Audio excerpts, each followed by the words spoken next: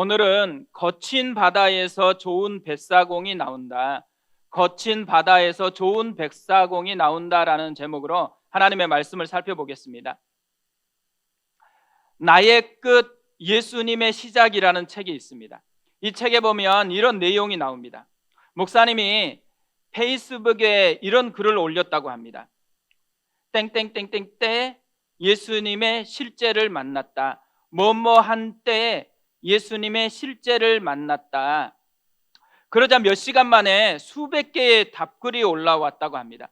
정리해 보니까 이런 내용들입니다.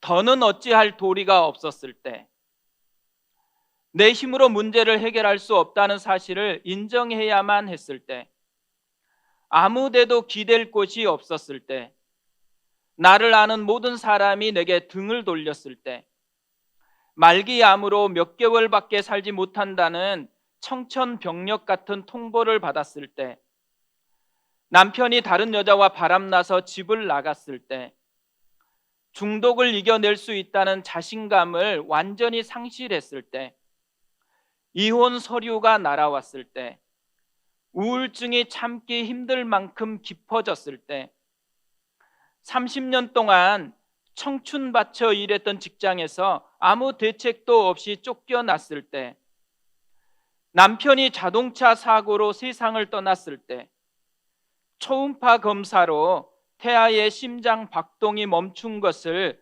확인했을 때, 그래서 이 목사님이 이런 것을 다 담아가지고 한 문장으로 이렇게 정리를 했습니다. 나의 끝에 이르렀을 때 비로소 예수가 나에게 실제가 되었다. 나의 끝이 예수의 시작이 되었다라는 말입니다.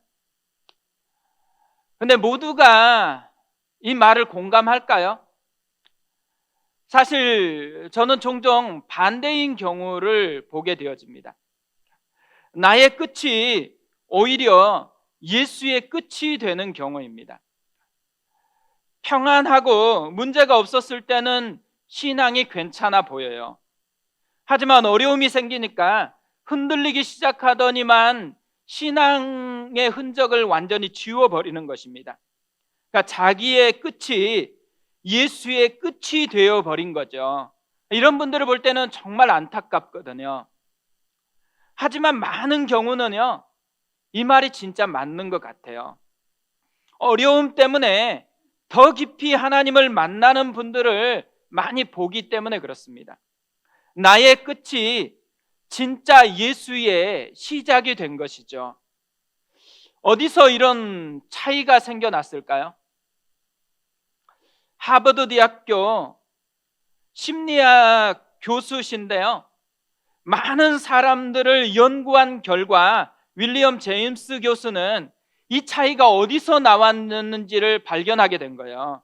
그래서 이 차이를 이렇게 한 문장으로 말을 했습니다. 우리 세대의 가장 큰 발견은 인간이 태도를 바꿔 자신의 삶을 바꿀 수 있다는 것이다. 태도를 바꾸면 삶이 바뀌어진다라는 것을 발견했다라는 거죠. 리더십의 전문가로 인정받고 있는 존 맥스웰 목사님도요, 많은 리더들과 함께 일하고 또 그들을 연구한 결과 비슷한 말을 했어요. 태도가 결과를 결정한다.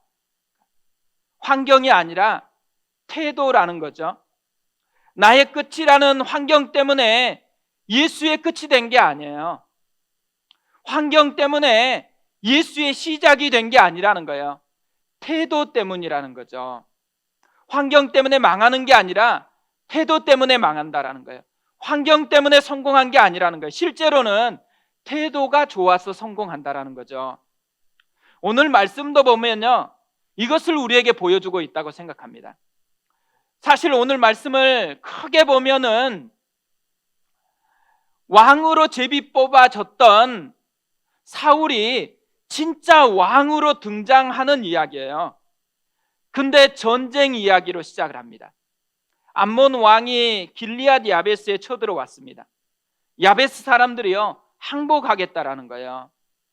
그랬더니만 오른 눈을 다 빼야 항복을 받아들이겠다라는 조건을 단 거예요. 1절 2절을 보세요. 암몬 사람 나하스가 올라와서 길리앗 야베스에 맞서 진침해 야베스 모든 사람들이 나하스에게 이르되 우리와 언약하자. 그리하면 우리가 너를 섬기리라 하니 암몬 사람 나하스가 그들에게 이르되 내가 너희 오른 눈을 다 빼야 너희와 언약하리라. 내가 온 이스라엘을 이같이 모욕하리라. 뭘 얘기하는 거예요? 인생 끝에 섰다라는 거예요. 오른 눈을 빼겠다. 뭘 의미할까요? 모욕을 주는 것도 있지만요, 완전히 싸울 의지를 빼앗아 버리겠다라는 거예요. 무력하게 만들어 가지고 평생 자신의 노예로 삼겠다라는 거죠.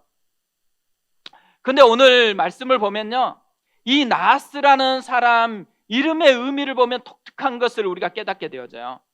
나하스라는 이 이름의 원래 뜻은 뱀이에요. 뱀 하면 생각나는 게 있죠.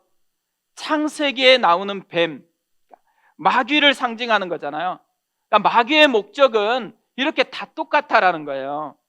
하나님의 백성을 자신의 종으로 삼으려고 한다라는 거죠.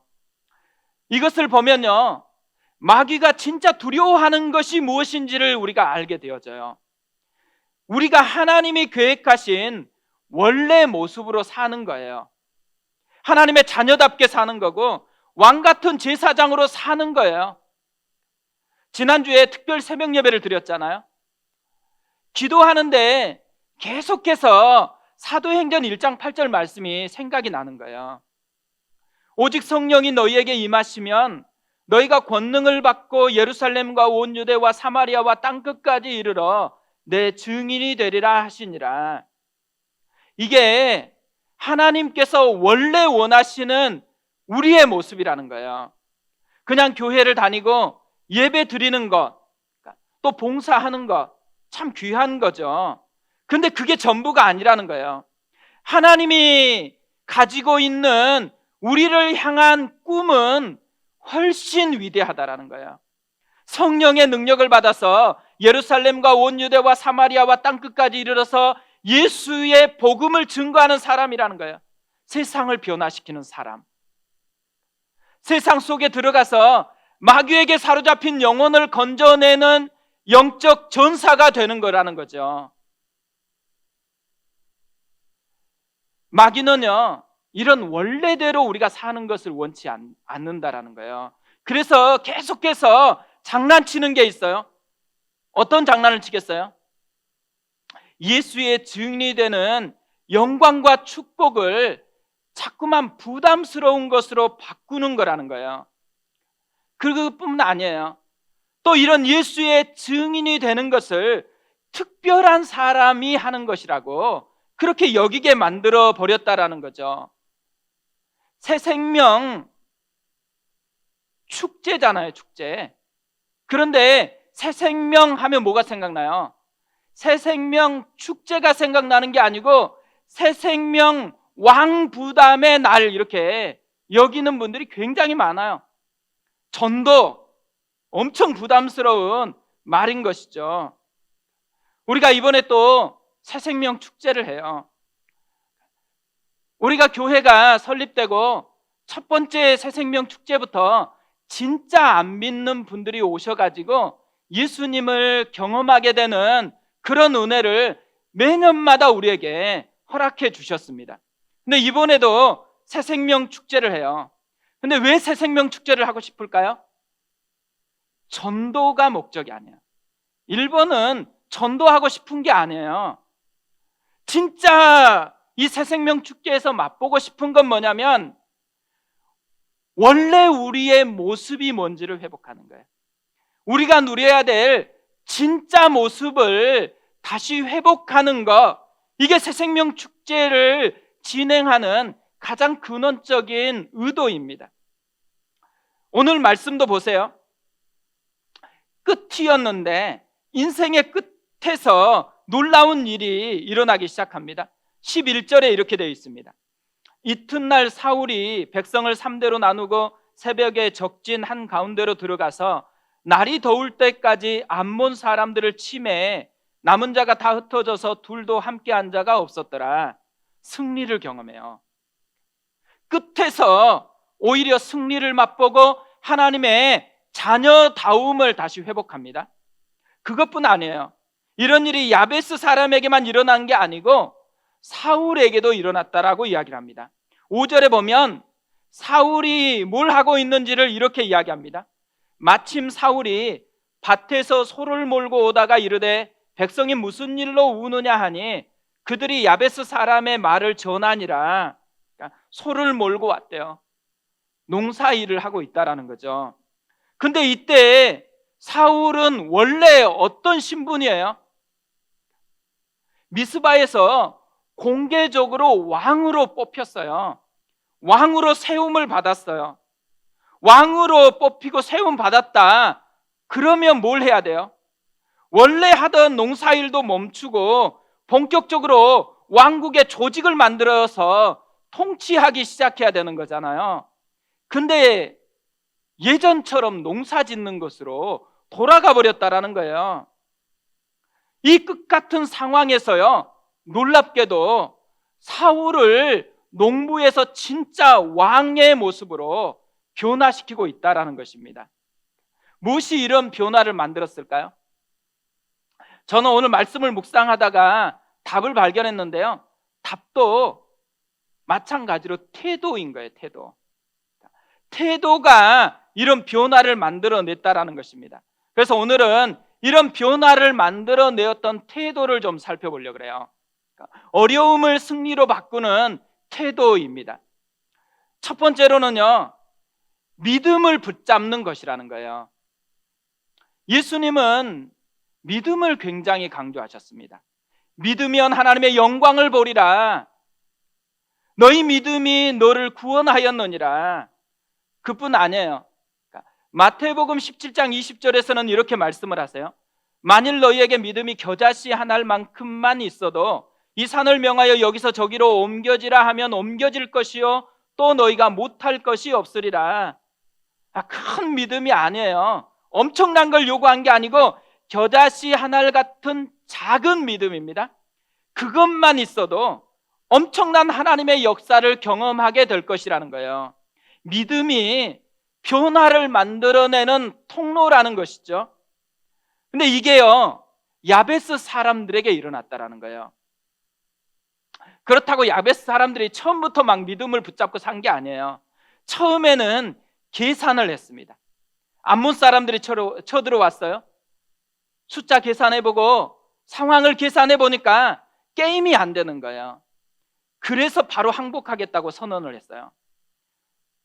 근데 암몬 사람들이 그걸 받아들였으면 좋겠는데 오른 눈을 빼면 항복하는 것을 받아들이겠다라고 이야기해 버린 거예요.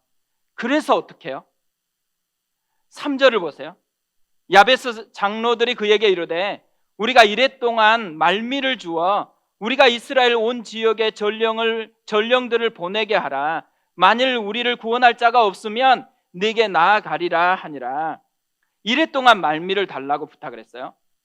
구원할 자를 찾아보겠다라는 거야. 그러면서 전령들을 보냈습니다. 어디로 보냈을까요? 기브아로 보냈다라고 이야기합니다. 4절에 보세요. 이에 전령들이 사울이 사는 기브아에 이르러 이 말을 백성에게 전하매 모든 백성이 소리를 높여 울더니, 왜 많은 지역 중에 기브아로 전령을 보냈을까요? 역사적인 사연이 있기 때문에 그래요. 베냐민 지파가 이스라엘 온 지파와 전쟁을 해서 대패를 했거든요. 근데 이때 야베스 사람들이 참전을 하지 않은 거예요.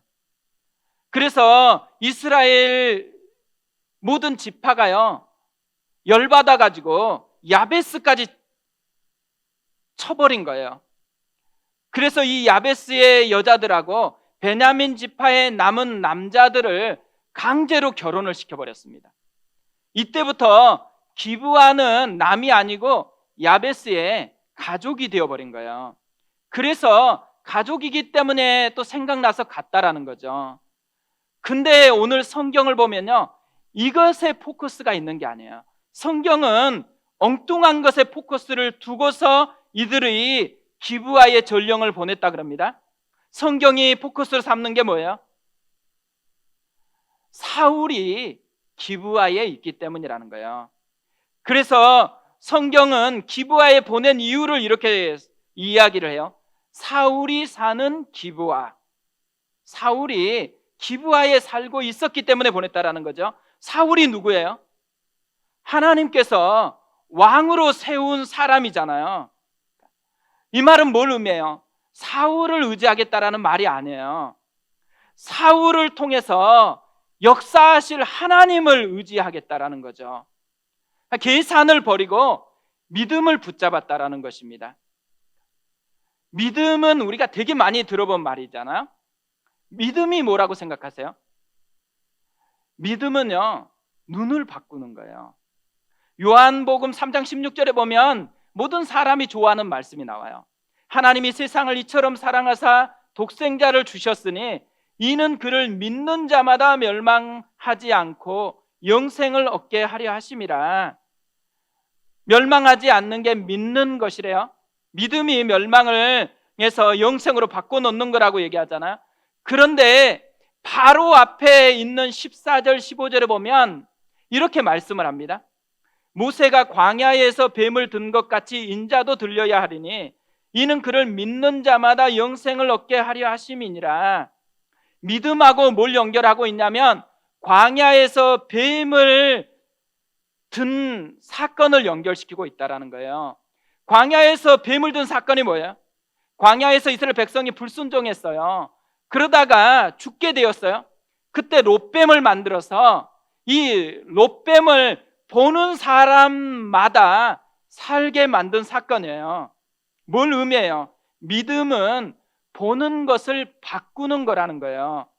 롯뱀을 통해서 롯뱀 속에 역사하시는 하나님의 마음을 보는 사람, 롯뱀을 통해서 이스라엘 백성을 포기하지 않고 다시 회복시키시기를 원하시는 하나님의 자비함을 보는 사람, 눈이 바뀌어서 이 하나님을 보는 사람, 이때가 믿는 거라는 것을 얘기한다라는 거죠.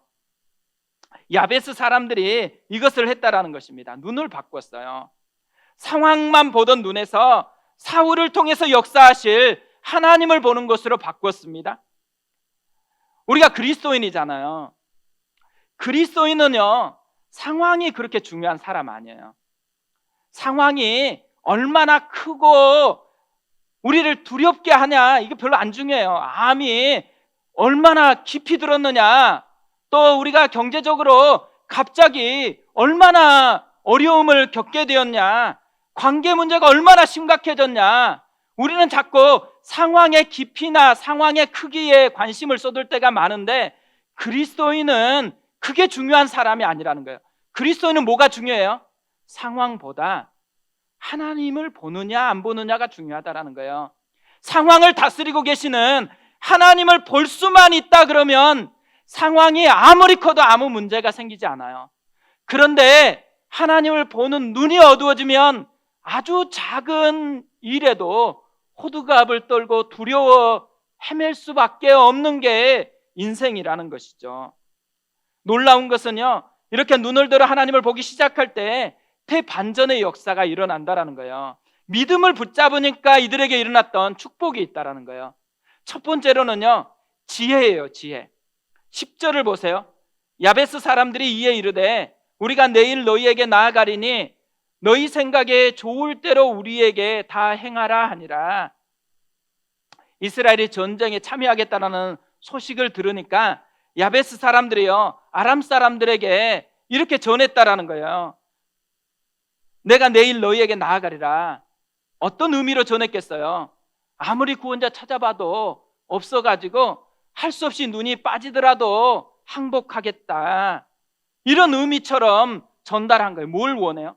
방심, 긴장을 풀어버리는 그런 지혜가 작동하기 시작했다라는 거예요. 또 하나요, 믿음을 붙잡으니까 그들이 더 큰 축복을 얻게 되어집니다. 자신들의 싸움이잖아요. 이 싸움을 하나님의 싸움으로 바꿔버려요. 믿음은요, 우리 문제를 하나님이 싸우는 문제로 바꿔버리는 능력이 있다라는 것이죠. 그렇기 때문에 어려움이 찾아왔을 때 끝이라고 느낄 때 우리가 해야 되는 것이 있다라는 거예요. 계산하지 말고 잔머리 굴리지 말고 믿음을 붙잡아야 한다라는 거예요. 상황을 보지 말고 상황을 다스리시는 하나님을 보기 시작해야 된다라는 것이죠. 어려움을 승리로 바꾸는 태도 두 번째로는요, 성령님께 반응하는 것입니다. 6절을 보세요. 사울이 이 말을 들을 때에 하나님의 영에게 크게 감동되매 그의 노가 크게 일어나. 사울이 왕으로 제비 뽑기에 당첨됐기 때문에 전쟁에 출전한 게 아니에요. 언제 전쟁에 출전했냐면 하나님의 영에게 크게 감동이 되었을 때, 하나님의 영에 크게 감동됨에, 이건 무슨 의미겠어요?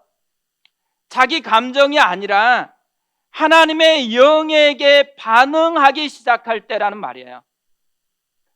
이렇게 성령님께 반응했을 때요, 엄청난 변화가 일어나기 시작한다라는 거예요.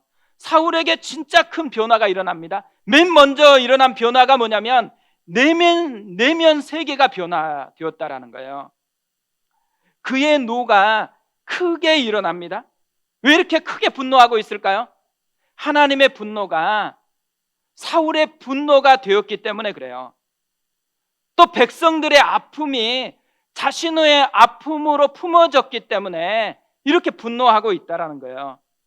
성령님께 반응하는 순간요, 분노하는 이유가 달라집니다. 보통 사람들은 언제 분노해요? 손해가 될 때, 자기에게 손해가 되면 화를 내요. 하지만 성령님이 만지면요, 자기 손해 보는 것에도 불구하고 화가 안 나요. 오히려 어디에 화가 나요? 하나님의 나라와 그분의 뜻이 무너질 때 화가 난다라는 거예요. 우리가 괜히 사소한데 서운하다, 또 마음에 화가 난다, 이때 해야 될 일이 있어요. 참으려고 애쓰는 게 아니에요. 그러면 더 화가 증폭돼 버리죠. 그때 진짜 우리가 해야 될 일이 뭐냐면 성령 충만하지 못한 것을 회개해야 된다는 거예요. 그리고 다시 성령 충만하게 해달라고 기도해야 된다는 거죠. 그것뿐 아니라 이 성령께 반응하기 시작하자 어떤 일이 일어나냐면요, 진짜 왕다움이 일어나요. 기름 부음 받았는데도 불구하고, 왕으로 뽑혔는데도 불구하고 지금 뭐라고 있어요? 소극적이고 두려워하고 또 농부로 다시 돌아가 버렸잖아요. 그런데 성령님께 반응하자마자 왕의 리더십이 드러나기 시작해요. 첫 번째로는요, 이스라엘의 군사들을 모집하기 시작해요. 7절에 이렇게 되어 있습니다. 한 결의에 소를 잡아 각을 뜨고 전령들의 손으로 그것을 이스라엘 모든 지역에 두루 보내어 이르되 누구든지 나와서 사울과 사무엘을 따르지 아니하면 그의 소들도 이와 같이 하리라 하였더니 여호와의 두려움이 백성에게 임하매 그들이 한 사람 같이 나온지라. 두 번째로 변화된 게 있어요. 그냥 무대뽀로 싸우는 게 아니에요. 팀을 조직해요. 세 팀으로 조직을 하고 새벽에 기습작전으로 전쟁을 치르고 있어요. 그러니까 왕의 리더십이 발휘되고 있다라는 거죠. 11절에 이렇게 되어 있습니다. 이튿날 사울이 백성을 3대로 나누고 새벽에 적진 한가운데로 들어가서 날이 더울 때까지 암몬 사람들을 치매 남은 자가 다 흩어져서 둘도 함께 한 자가 없었더라. 세 번째 변화는요, 승리 이후에도 관리하는 지혜가 생겼다라는 거예요. 우리는 승리하면 다 잘 될 거라고 생각하는 경향이 되게 많아요. 뭐 합격하면 다 끝나는 거라고 생각할 때가 많죠. 근데 승리해도요, 또 다른 문제가 시작될 경우가 많아요. 이스라엘이 그랬다라는 거예요. 승리하자마자 어떤 일이 일어났어요? 백성들이 사울을 반대했던 그 사람들을 다 죽이자고 일어났다라는 거예요. 오히려 외부의 적과 싸우는 것보다 더 큰 아픔이 일어날 수 있는 그 일이 발생해 버렸어요. 근데 이때 사울이 어떻게 해요?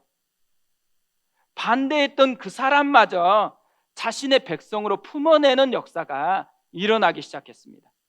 12절 13절을 보세요. 백성이 사무엘에게 이르되 사울이 어찌 우리를 다스리겠느냐 한 자가 누구니이까 그들을 끌어내서서 우리가 죽이겠나이다. 사울이 이르되 이날에는 사람을 죽이지 못하리니 여호와께서 오늘 이스라엘 중에 구원을 베푸셨음이니라. 성령께 반응할 때 나타나는 큰 축복이 뭐라는 거예요? 누가 적이고 누가 우군인지를 알게 된다라는 거예요. 사실 사단이요, 정말 은밀하게 유혹하는 것은 승리한 이후일 거예요. 우군을 적군으로 만들어버리는 일을 하는 것이죠. 근데 이런 일이 어디서 자주 일어나요? 가정에서 많이 일어납니다. 남편, 무슨 뜻이에요? 어떤 분은 남의 편이래요. 우군이 아니고 적군이래요.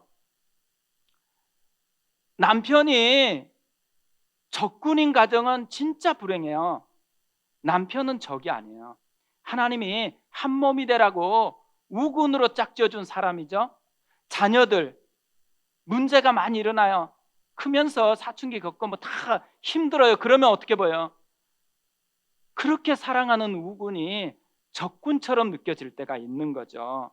근데 느껴지는 것이지 적군은 아니라는 거예요. 적군으로 삼는 그 순간에 전쟁이 일어나요. 가정은 너무너무 큰 아픔의 전쟁터가 되어버리는 것이죠. 보세요. 승리한 진짜 기쁨의 날이잖아요. 근데 과거에서 일어났던 작은 일을 가지고 와가지고 우군을 적군으로 바꿔버리려고 하는 이 일이 일어났어요. 이게 마귀의 전략이라는 거예요. 가정에서 일어나는 일들 보세요. 아주 큰 일 때문에 싸우는 경우 진짜 없습니다. 민족 복음화 때문에 싸운 가정 없고 나라의 운명을 바꾸겠다고 싸우는 그런 가정 하나도 없어요. 아주 사소한 거, 양말 어디에 벗는지, 왜 그렇게 행동하는지, 아주 사소한 작은 것 때문에 싸우기 시작한다라는 거예요. 작은 사건이 현재 사건이 아닐 때도 많아요. 과거에 있었던 아픔, 과거에 한번 잘못하면 그것 가지고 다시 끌어내가지고 현재를 싸우는 경우가 굉장히 많은데, 이게 어디서 나온 전략이라는 거예요? 마귀의 전략. 마귀는 끊임없이 우군을 적군으로 만들려고 그래요. 성령님은 끊임없이 적을 적으로 삼게 하고 우군이 누군지를 선명하게 분별해낼 수 있도록 도와준다라는 것이죠. 이게 이스라엘 속에 일어났던 일이라는 거예요. 우리가요, 이스라엘 백성들의 이야기를 읽다 보면 마치 성령님이 왕에게만 역사했을 것 같이 생각이 되어져요. 근데 오늘 말씀을 보면요, 사울 왕에게만 성령님이 역사한 게 아니에요. 백성들에게도 똑같이 성령님이 역사했다라고 이야기합니다. 7절 하반부에 이렇게 되어 있습니다.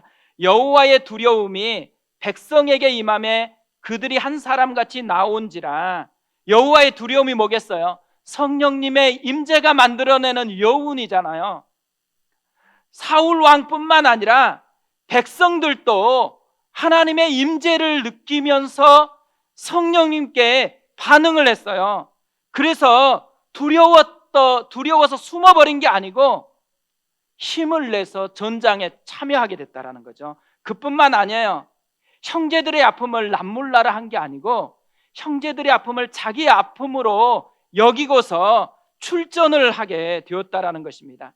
사람을 하나님의 마음으로 품는 그런 역사가 일어났다라는 거죠. 많은 경우에요, 우리 안에서 보면 어떤 일이 일어나냐면 성령님에 대한 오해가 우리를 장악할 때가 많아요. 여전히 많은 사람들은요, 성령님이 특별한 사람에게만 임한다라고 생각해요. 목사님에게만 임하고 기도 많이 하는 사람에게 임하고. 그러니까 어떻게 보면 한국 교회 보면요, 정말 잘못된 말들이 있어요. 목사나 어떤 직분이 마치 특별한 것처럼 여기게 만들어요. 그것뿐 아니에요. 센 거, 기도 많이 한 거, 성경 많이 알고 있는 거, 봉사 많이 한 거, 뭐 헌금 많이 한 거, 이런 게 마치 성령님의 특별한 은사를 받을 자격처럼 그렇게 이야기하는 경우가 굉장히 많아요. 그런데 그것은요, 하나님이 원하는 게 아니에요. 마귀의 계획이라는 거예요. 마귀는요, 마치 이렇게 특별한 사람에게만 임한 것처럼 착각하게 만들어요. 왜 그런 착각을 하게 만들겠어요? 마귀가 너무 잘하는 거예요. 성령 충만하게 되어지면 어떻게 변화되어지는지를. 그래서 될 수만 있으면 모든 그리스도인이 성령께 반응하면 안 되니까 아예 성령에 대해서 관심을 식어지게 만들기 위해서 이런 사기 신학을 만들어 가지고 사람들을 속이고 있다라는 것이죠. 성령 충만은 모든 그리스도인이 누려야 하는 하나님의 최고의 선물입니다. 오순절에 성령이 임했을 때요, 베드로가 요엘서 말씀을 인용하면서 이렇게 말씀을 하세요. 사도행전 2장 17절 말씀입니다. 하나님이 말씀하시기를 말세에 내가 내 영을 모든 육체에 부어주리니 너희의 자녀들은 예언할 것이요 너희의 젊은이들은 환상을 보고 너희의 늙은이들은 꿈을 꾸리라. 그때 내가 내 영을 내 남종과 여종들에게 부어주리니 그들이 예언할 것이요. 뭘 얘기하고 있어요? 모든 육체에 부어준다라는 거예요. 아이부터 젊은이, 연세 드신 분까지, 그뿐 아니에요. 어떤 신분이 좋은 분뿐 아니고 여종, 남종들에게 성령을 함께 부어준다라는 거죠. 언제요? 말세에. 언제가 말세에? 예수님이 오시는 그 순간부터 종말이 시작이 되었다고 이야기를 합니다. 우리의 시대는 말세의 시대예요. 모든 육체에 성령을 부어주겠다고 약속하신 그 약속이 성취되고 있는 시대예요. 지금은 성령 시대입니다. 그래서 우리가 할 일이 뭐예요? 우리 가운데 임하신 성령님과 함께 살아가는 거예요. 우리도 변화되고 싶은 마음이 많잖아요. 두려움에서 벗어나고 싶잖아요. 우울감에서 벗어나고 싶잖아요. 진짜 하나님 자녀답게 한번 살아보고 싶잖아요. 왕 같은 제사장처럼 그렇게 멋지게 한번 살아보고 싶잖아요. 땅끝까지 이르러서 복음을 증거하는 영적인 전사처럼 그렇게 살아보고 싶잖아요. 어떻게 해야 된다라는 거예요? 성령님을 사모하래요. 성령님을 구하래요. 성령님께 반응하면 되어진다라는 것입니다. 영국 속담에 이런 말이 있어요. 잔잔한 바다에서는 좋은 뱃사공이 만들어지지 않는다. 제가 이 말을 조금 바꿔가지고 거친 바다에서 좋은 뱃사공이 나온다. 오늘 설교 제목을 만들었습니다. 우리 삶에는요, 거친 파도가 없었으면 참 좋겠는데 매번 거친 파도가 일어나요. 이런 거친 파도가 일어날 때 우리가 할 일이 뭐겠어요? 파도를 보고 두려워 떠는 게 아니에요. 믿음을 붙잡고 하나님을 보는 거예요. 성령님께서 인도하시는 대로 따라가 보는 거예요. 그러면 이 거친 파도를 통해서 하나님은 우리를 위대한 항해자로 만들어 가신다라는 거죠. 우리의 끝이 예수님의 깊은 실제를 경험하게 만들어 버린다라는 거예요. 이 은혜를 우리가 누렸으면 좋겠습니다. 우리 그 마음을 가지고 오늘 찬양하면서 하나님 앞에 나아가겠습니다.